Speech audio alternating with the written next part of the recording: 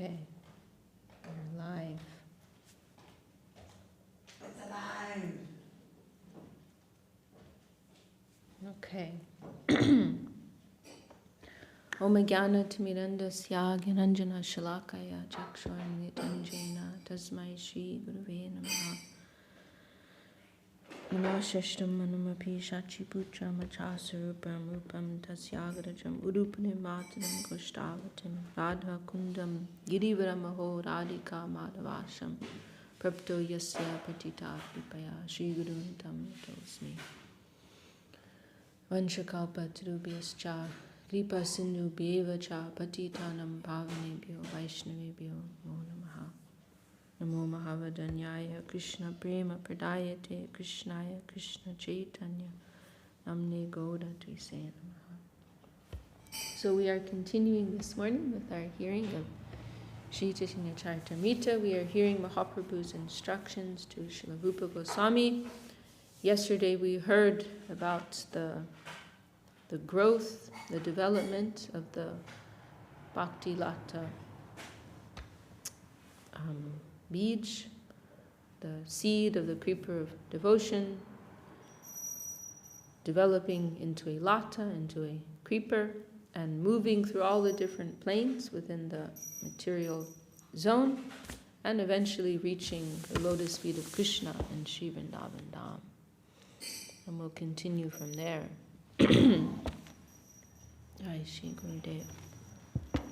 So now we're going to hear about this very nice example, analogy is given of, faith. Our faith is compared to a seed.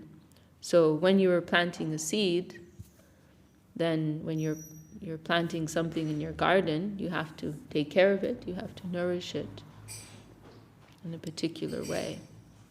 And so Mahaprabhu is continuing that analogy. We were told yesterday that we have to water that seed with the waters of Shravan and Kirtan, hearing and chanting.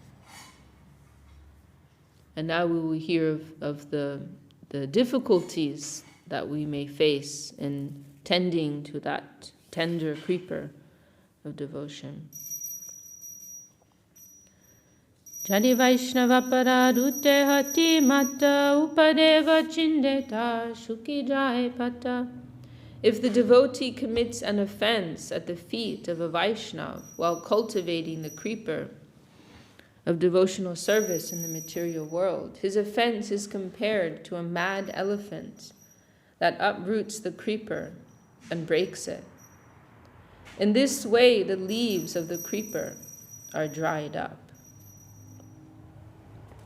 So, this is a very Indian example.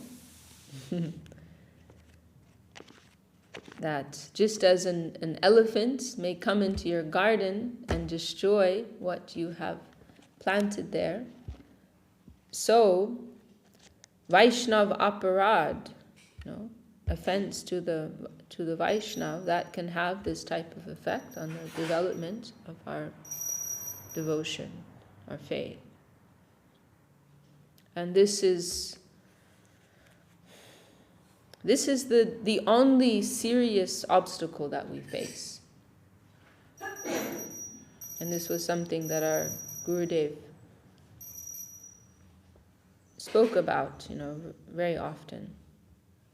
We are told that, there's this famous verse in Bhagavad Gita, Nahabi kramo nashosti pratyavyo navidyate swalpam abhyasya dharmasya chayate mahatobaya. That's the cultivation of bhakti. It is infallible.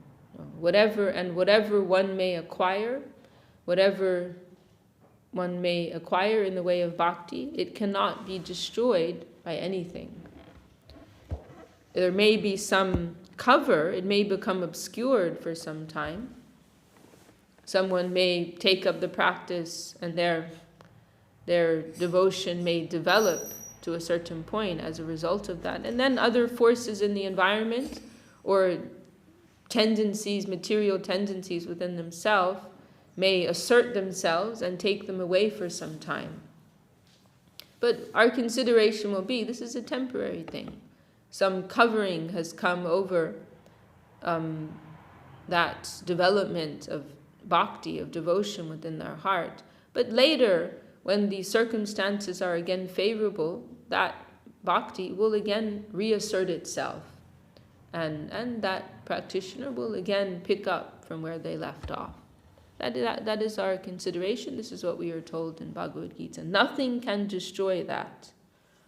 Whatever we, as Gurudev expressed it once very simply, whatever we do in connection with the eternal plane has an eternal result. Bhakti is in connection with the nirgun plane, the transcendental plane, beyond the modes of nature, beyond the limitations of time and space, and so on and so forth. So whatever we can do in connection with that plane, whatever service we may offer to that plane, and whatever may be extended to us in reciprocation in the way of devotion, that is also eternal. Nothing can move that.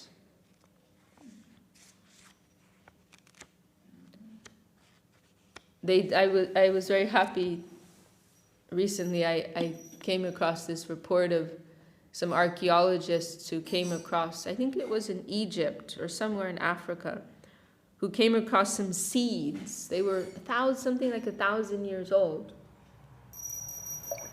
But they'd been preserved well, and they planted them and they sprouted. Like 1,000 years old, very old. But they'd been preserved. So that potential was there, that seed of germination, it was there. And when they were in a favorable environment, then they could manifest, they could develop. So that seed of faith that we receive from Sri Guru, it is like that. However, this is the one condition whereby that devotion can be. This is the only, what do you call it, caveat? Is that what it's called? This is the only thing that can harm that, and that is criticism of the Vaishnava, offense to the Vaishnava.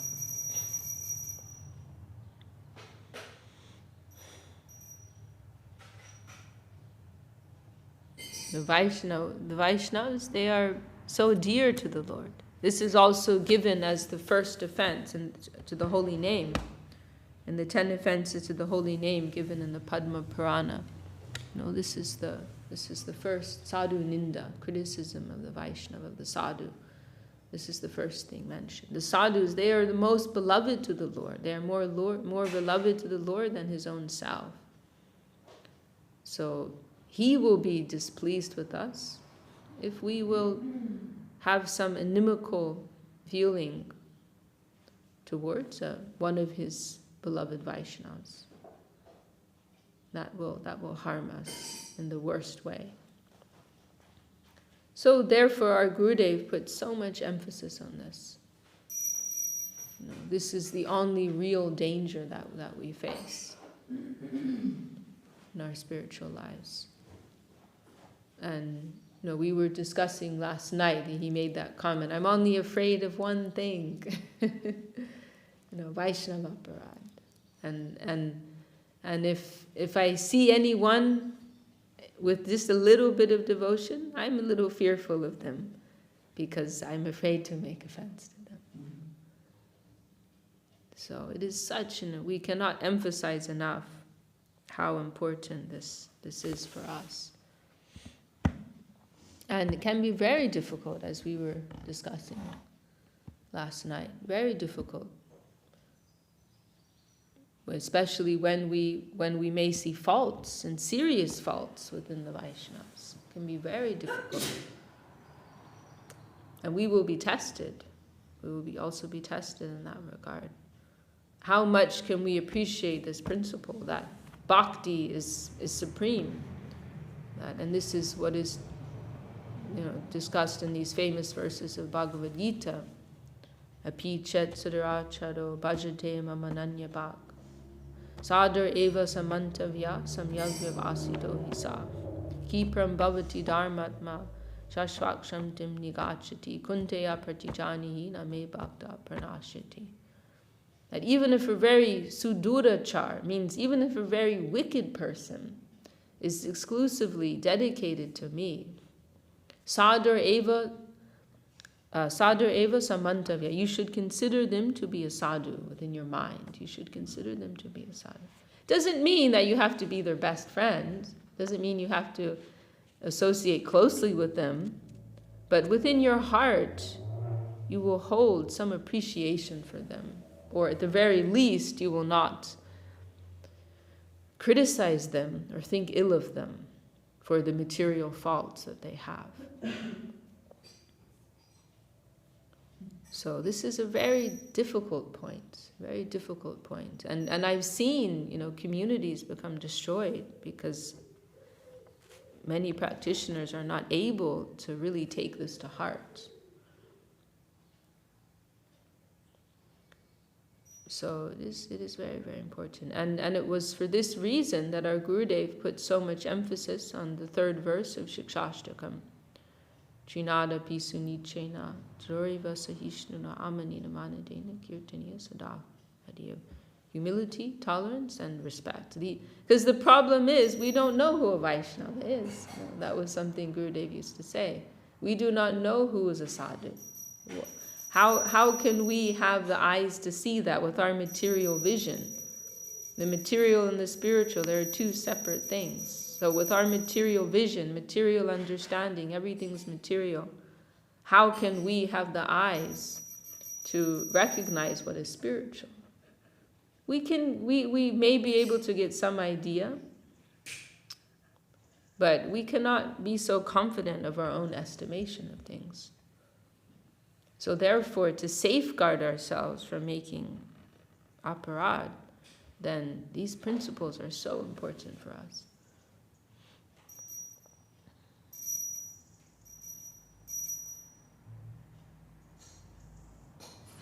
So here Mahaprabhu, he gives this analogy, that if we think of some animal that will come in and no doubt there are many things in the environment that can disturb the flower that you're growing, let's say.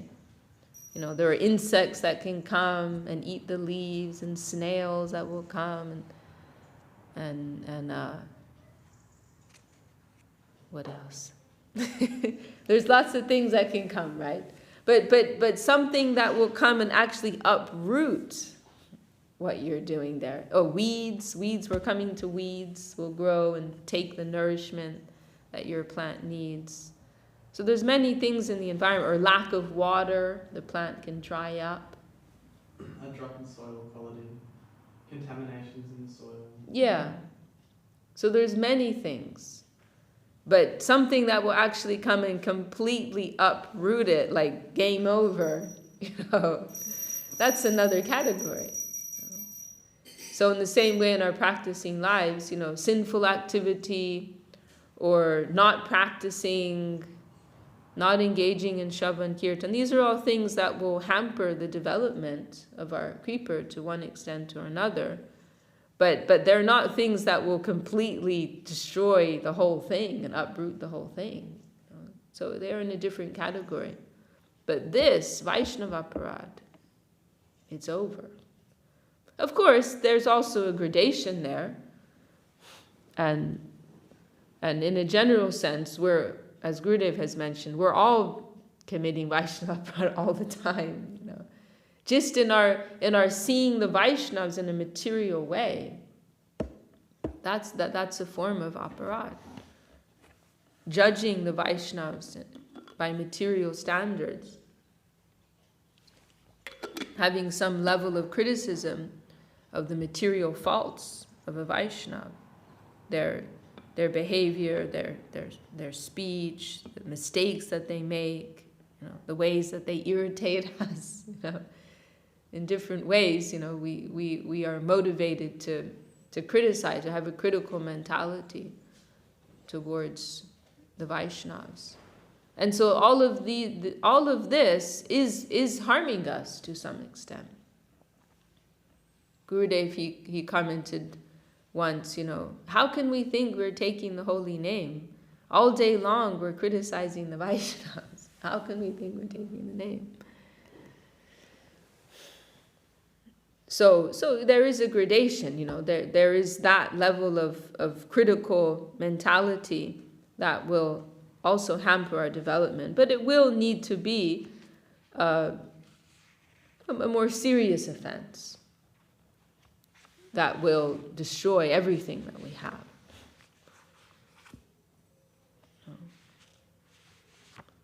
Sometimes we see persons going on a campaign about another Vaishnava. Avoid at all costs. That is the worst thing. And that Gurudev, he couldn't tolerate that. I can think of 2 occasions when Gurudev barred somebody from coming to his temples, and they were both because they were on a campaign about another Vaishnava, a qualified Vaishnava who had some material faults. That would disturb Gurudev more than anything else.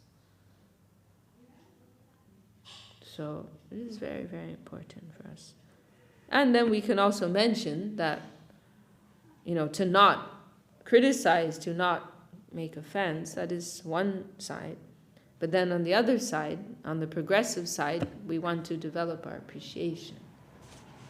Try to see the qualities, the spirit of devotion within the Vaishnavas. That will help us to progress. In many ways, we can think of Krishna consciousness being based on the spirit of appreciation.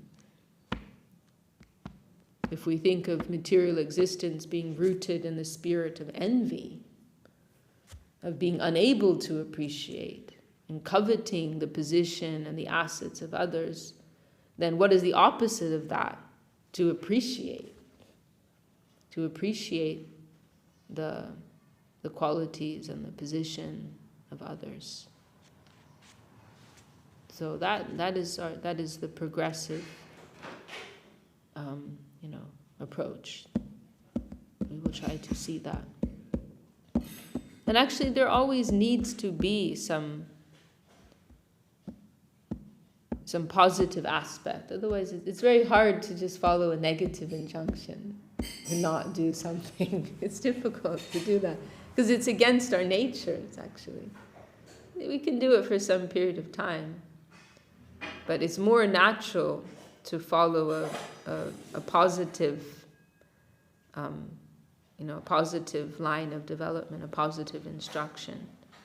So that is more progressive, to try to appreciate,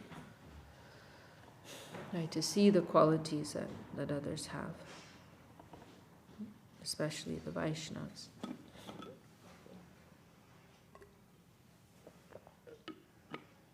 I was thinking about that this morning. This verse, Trinada Pisvanichena, it is one way it is given is that you can only chant the name if you are humble, tolerant, and respectful. But it can also be read in the other way, in Srila Saraswati Thakur. And this is a higher, more developed way of understanding it. And Saraswati Thakur, he wrote an article on this point.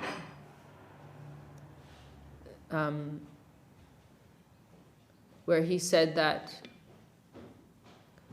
you can only become humble, tolerant, and respectful if you're very earnest about taking the name.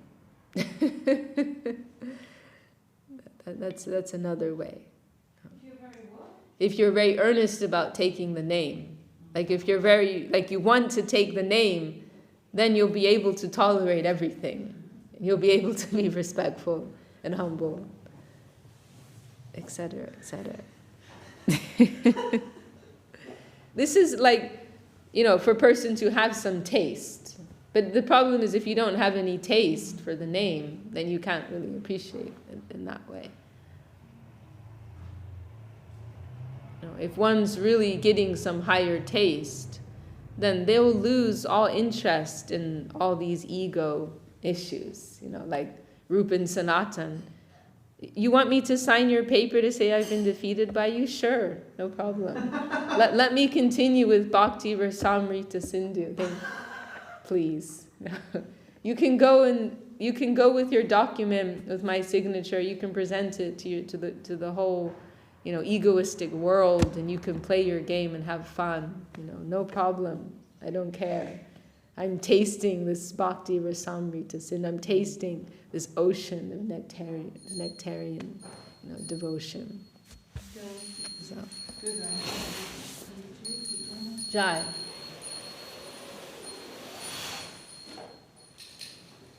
For one who appreciates what sweetness is in Krishna consciousness, what taste is in Krishna consciousness, they're ready to tolerate anything. And I was thinking also in Srila Bhaktivinoda Thakur's last song in Sharanagati, Nam Mahatmya, he mentions there that, this name, he's glorifying the name, it is Nam Mahatmya, right? And so he mentions there, this name is so wonderful, I want everybody to taste it. And if necessary, I'm ready to die. I'm ready to take all the offenses of all souls upon my head so that they can taste this name. What is obstructing them from tasting this name? Their offenses. So let me take their offenses upon my head. Let anything that is obstructing their ability to appreciate this taste, let me take it. I will take responsibility for it. See, he has such appreciation for that name, to the extent that he wants everybody to taste it, and he'll suffer so that everybody can taste it. So that tells us, one, how magnanimous is the heart of these Vaishnavas, inconceivably magnanimous, and also what kind of taste is there? What kind of taste is that you can tolerate anything? How is it that Kunti is saying, let all these troubles come to us again and again, because when we have troubles, then you come to see us. That means having that connection allows you to transcend any trouble, any difficulty. So if we're truly focused on our service to the name, then all these things that would normally bother us within the world of ego, it will just be like nothing. It will be completely insignificant. Completely insignificant. It is all nothing. It is all false.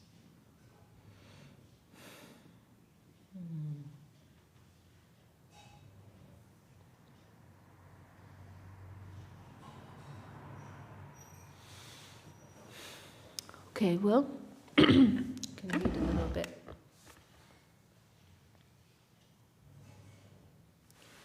Tatte male jatna kori kore avanan aparan haste jaiche naho yudgam. The gardener must defend the creeper by fencing it all around, so that the powerful elephant of offenses may not enter. Kintu jadi lattar sange utte upashaka ukti mukti vancha jata sankyata halika. Sometimes unwanted creepers, such as the creepers of desires for material enjoyment and liberation from the material world, so weeds, in other words, grow along with the creeper of devotional service. The varieties of such unwanted creepers are unlimited.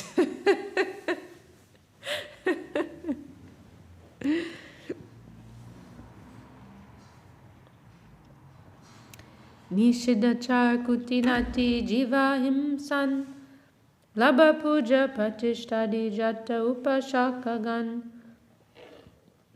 Some unnecessary creepers growing with the bhakti creeper are the creepers of behavior unacceptable for those trying to attain perfection. diplomatic behavior, animal killing, mundane profiteering, mundane adoration, and mundane importance. All these are unwanted creepers. Sekajalpaya upashaka badijai stabda hoya mul shaka badite napai. If one does not distinguish between the bhakti creeper and the other creepers, the sprinkling of water is misused because the other creepers are nourished while the bhakti creeper is curtailed. This is a very nice point, that what can happen is our devotional activity, or so-called devotional activity, it can actually, instead of feeding our seed of devotion, our creeper of devotion, it's feeding our anarthas. The service that we carry out, it's meant to be an expression of surrender. But what can happen is that those things, they feed our ego, or they feed our material desires. This is the danger. What would you do in that case if you just realize that? Well, it depends on one's sincerity. If one is sincere, then they will be able to readjust themselves. If not, then they will have to face the reactions, and they'll have to learn the hard way. So, like as an example, then, as a result of devotional practice, then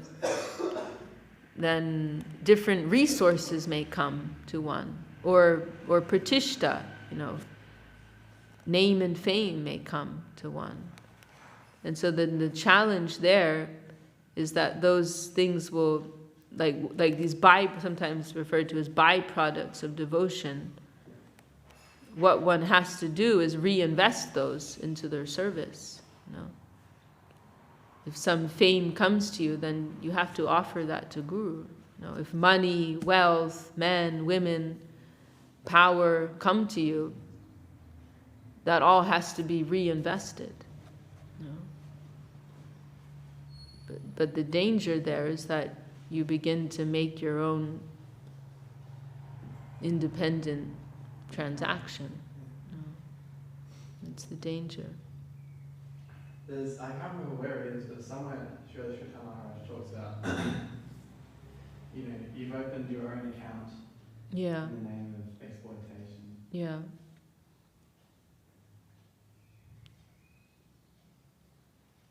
I like that concept of byproduct of devotion and then reinvestment. Yeah. Yeah, it's a very nice, it's an important point for us. Important point for us.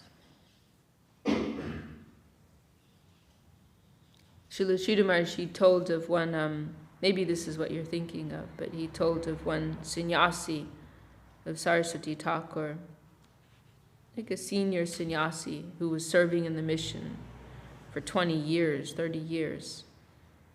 And at the end of his life, Srila Saraswati Thakur said to him, you could not see me. Because that sannyasi, what had happened is he had some community under him, and he started to open his own accounts, let's say. And he was more focused on his relationship with them and dealing with them, rather than being a wholesale exclusive agent of his guru. He was like making his own business in a way. And Saraswati Thakur, in his last days, he made this comment to him, like he'd lived a full 20 years or something of full-time seva, and Saraswati Thakur told him, you could not see me. And he said, you've become a broker.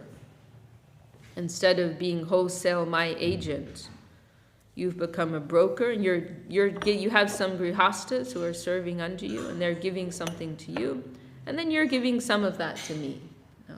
But you're meant to be wholesale for me.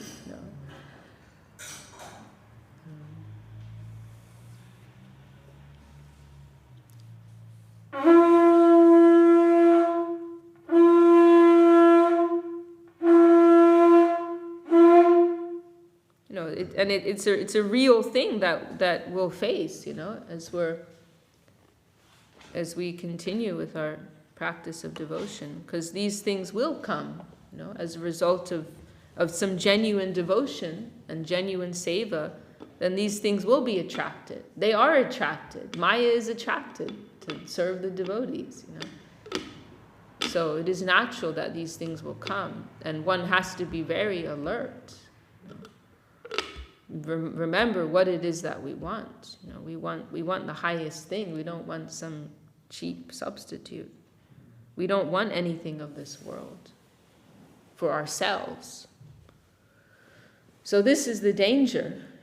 These things can come, and then we begin to use them for our own interest, and then our spiritual life becomes stagnant.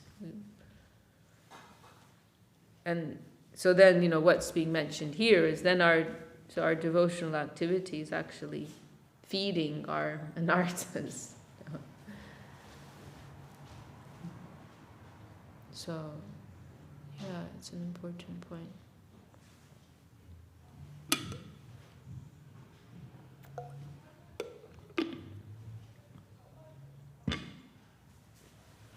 It is like Srila Sridhar Maharaj in one place, he talks about compound interest, it's called, where you, like some interest, you have an investment, and then interest comes as a result of that.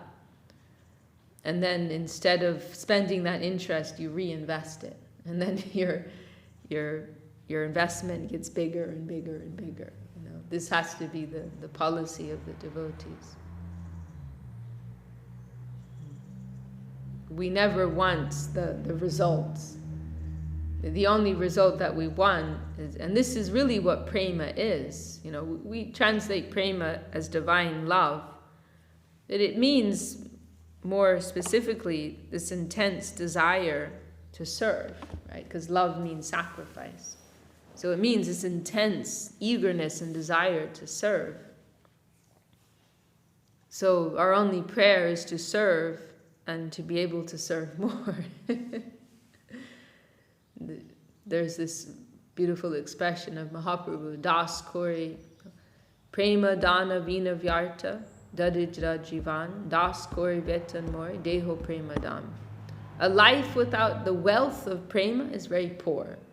So please, Lord, let me become your servant, and let me have the salary of prema as my only reward.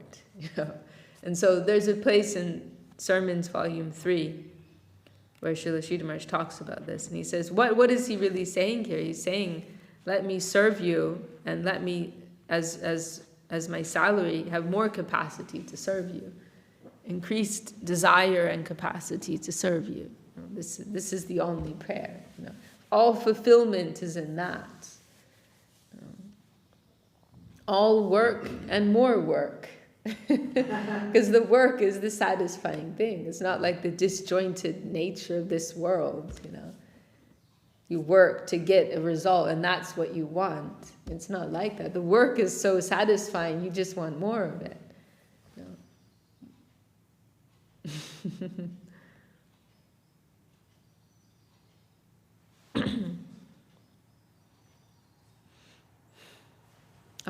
Let me see. I'll read a few more verses here, and we'll finish.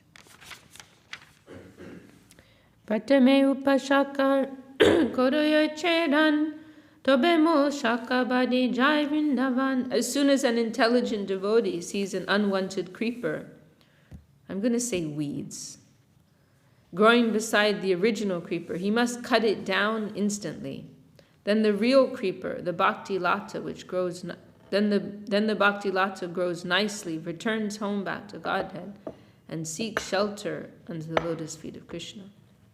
Premafol Bhakti Pode Mali Asvadoy Lata Valambi Mali Kalparikapai.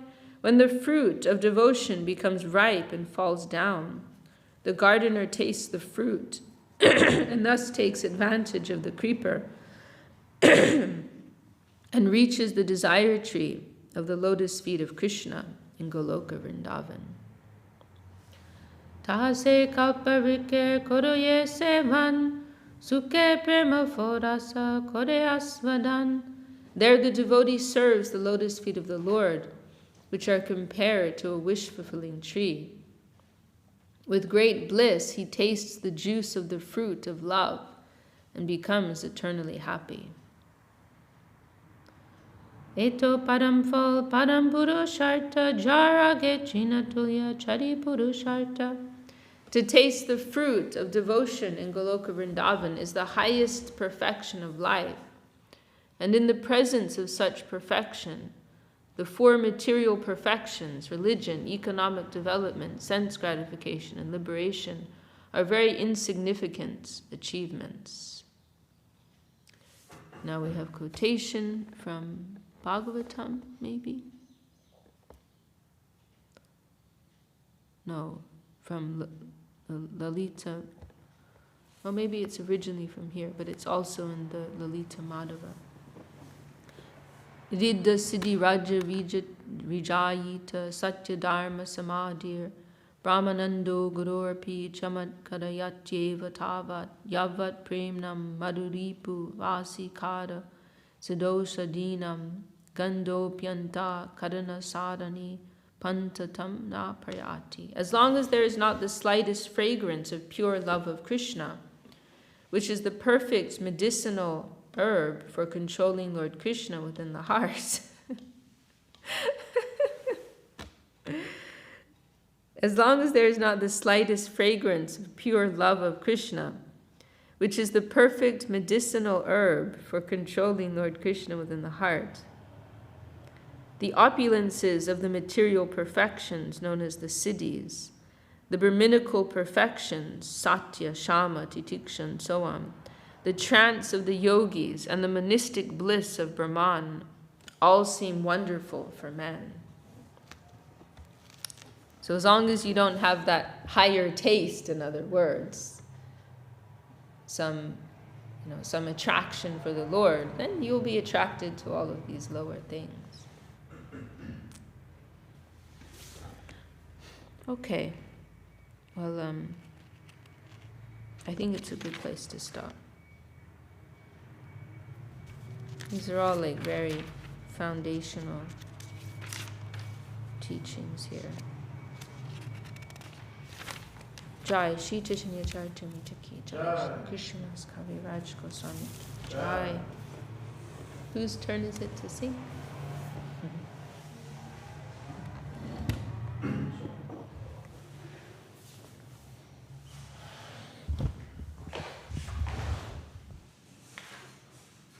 Hari Haraye Nama Krishna Yadhavaya Namaha. Hari Haraye Nama Krishna Yadavaya Namaha. Yadhavaya Madhavaya Keshavaya Namaha. Yadavaya Madhavaya Keshavaya Namaha. Gopal Govinda Ram Shri Madhusudana.